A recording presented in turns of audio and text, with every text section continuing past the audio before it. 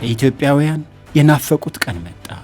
የተመኙት መሻት ሆነ። ሞት በምክክር ይሞት፣ በሐሳብ ልዩነት ምክንያት መገዳደል ይብቃ የሚል ጸሎት ነበራቸውና ይሄው መነጋገር በመገዳደል ላይ ሰልጥኖ መግባባት ሆነ። ስለሆነ ሁሉ ኢትዮጵያውያን ደስ አላቸው።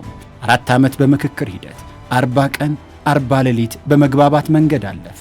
ይህንን ሂደት የመሩት በተመካካሪዎቹ ተመሰገኑ። ይህ ሲሆን አዳራሹ ዳር እስከ ዳር በደስታ ሲናጥ ነበር። የኢትዮጵያውያን ዘመናትን የተሻገረ መሻት ይሄ ነው።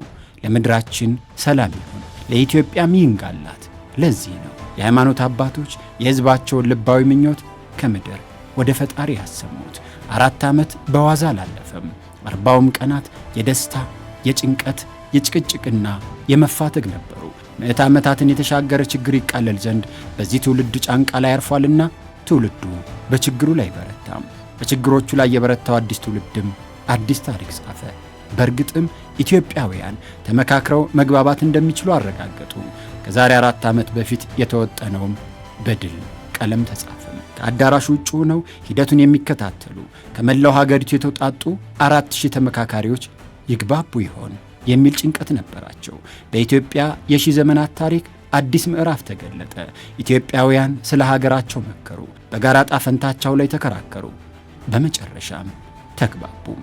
4 ዓመት 4000 ተመካካሪዎች 40 ቀንና 40 ሌሊት ኢትዮጵያ አሸነፈች። ኢትዮጵያውያን በብዕርና በምክክር ያለመገዳደልና መፋጀት በተለያዩ አቋሞቻቸው ላይ መግባባት እንደሚቻል ለዓለም አረጋገጡም። አሁን ለኢትዮጵያ የአዲስ ዘመን መባቻ ነው።